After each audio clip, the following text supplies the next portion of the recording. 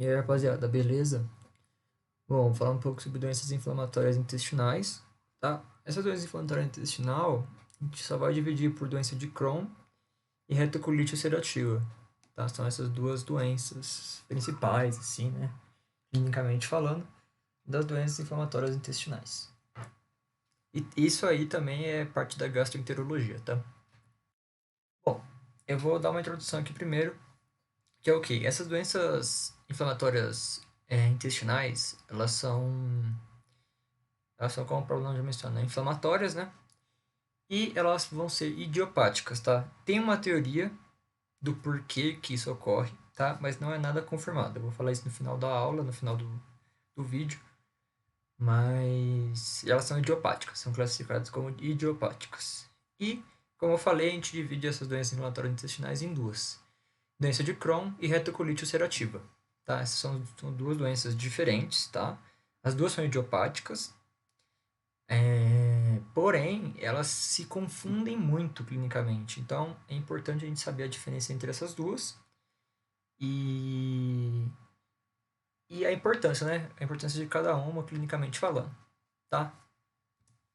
Bom, essas duas doenças vão ter uma epidemiologia muito parecida, que é o quê? A maioria das pessoas que têm essas doenças, tanto a doença de Crohn, tanto a doença é, retocolite ulcerativa, elas, por incrível que pareça, são de lugares desenvolvidos. São de lugares urbanos e de situação socioeconômica, tipo, excelente. Como que é o caso da América do Norte e na Europa. E isso tem tudo a ver com a teoria, que eu vou falar no final do vídeo, a teoria do porquê que essas doenças ocorrem, tá? E outro fator é o tabagismo. O tabagismo, ele tem influência diferente da doença de Crohn e influência diferente da retocolite ulcerativa. Uma pessoa que fuma, que tem o tabagismo, que tem esse antecedente, ela vai ter maiores chances de ter uma doença de Crohn.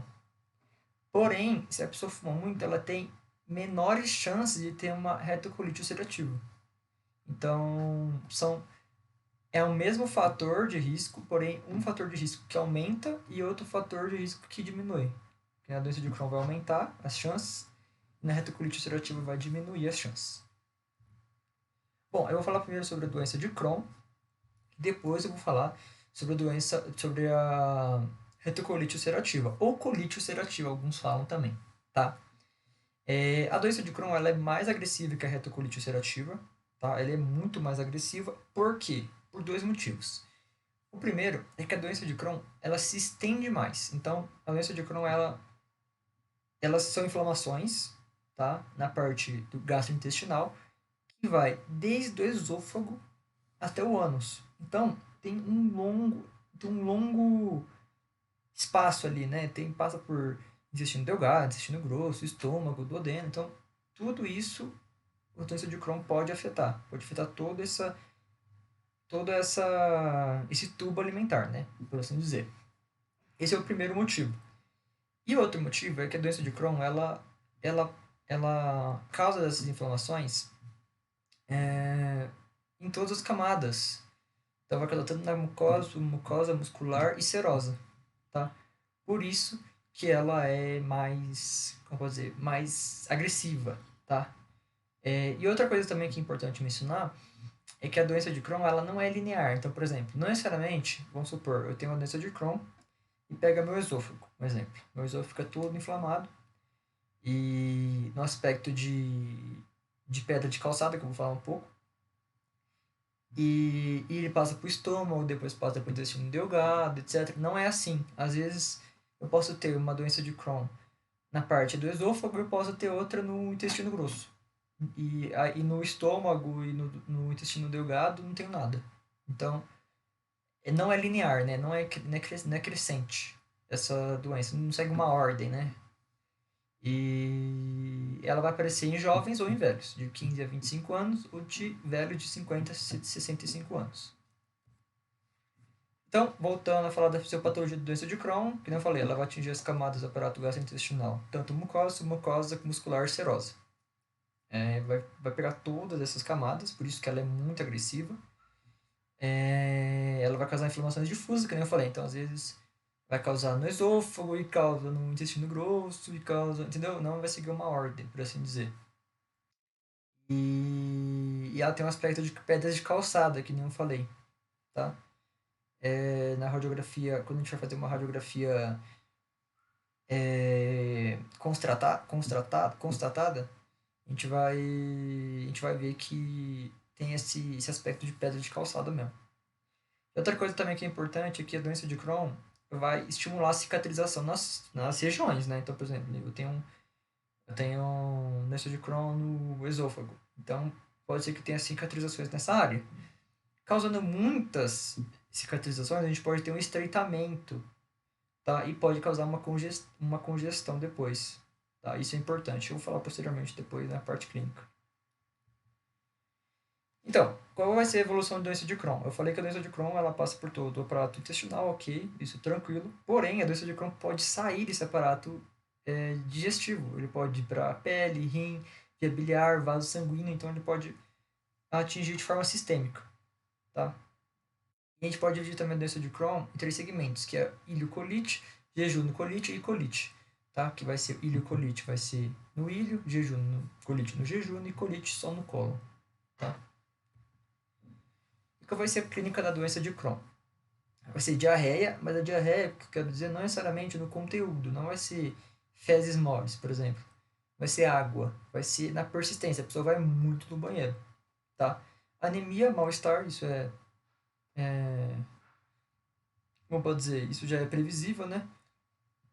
Dor abdominal no quadrante inferior direito. Pode ter uma constipação por causa da cicatrização, que nem eu falei. Então, às vezes tem uma cicatrização no lúmen e faz com que tenha estreitamento no lúmen intestinal e cause problemas, cause constipação, né?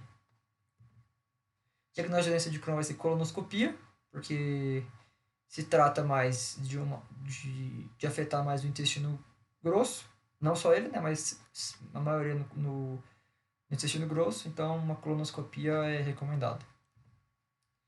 E qual vai ser o tratamento da doença de Crohn? Vai ser os aminosalicilatos, tá? Que eu vou falar também qual é a função deles e para que eles servem, etc. A mesalazina é a mais importante, glicocorticoides e metronidazol, que vai ser um antiprotozoário. Agora falando um pouco sobre a retocolite ulcerativa.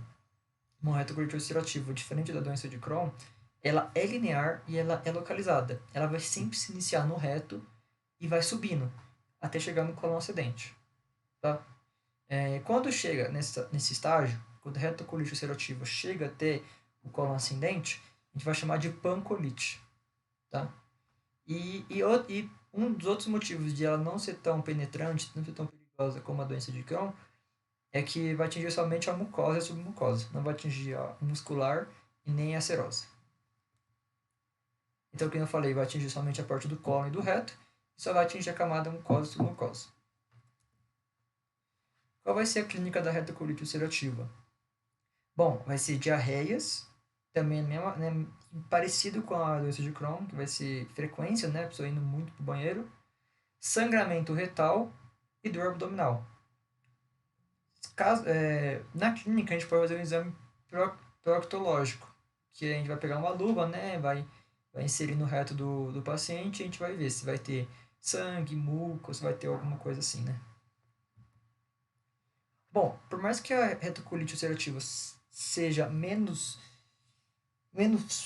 grave, assim, entre aspas, do que doença de Crohn, ela é muito mais propensa a causar adenocarcinomas. Adenocarcinomas eu já falei também em algumas aulas, que vai ser câncer na parte da mucosa, né, na parte das células epiteliais.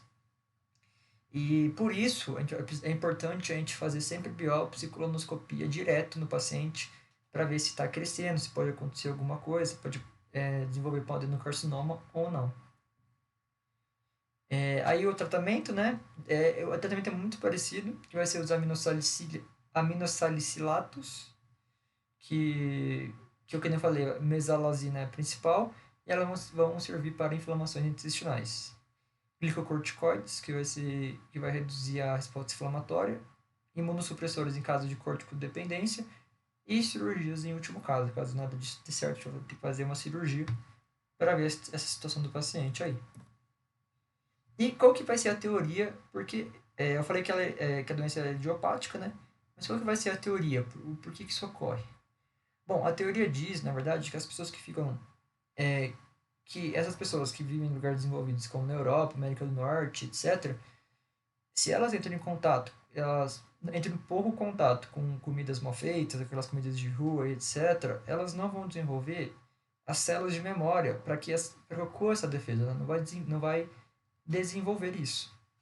Com isso, pode-se dizer que, se passando o tempo e essas células de memória não terem se desenvolvidos corretamente, pode causar uma hipersensibilidade. E aí sim, aí quando ele entrar em contato com essas doenças, com essas comidas, ou sei lá, com algum outro tipo de produto, aí sim ela vai ter essas doenças inflamatórias intestinais generalizadas, né? Então, vai ser mais por uma questão de hipersensibilidade do que qualquer outra coisa. Claro, isso é uma teoria, tá? Não é comprovada, mas é uma teoria que a gente pode levar em conta, sim, né? Para parte dessas inflamações, doenças inflamatórias intestinais. E é isso, tá? Obrigado. Falou.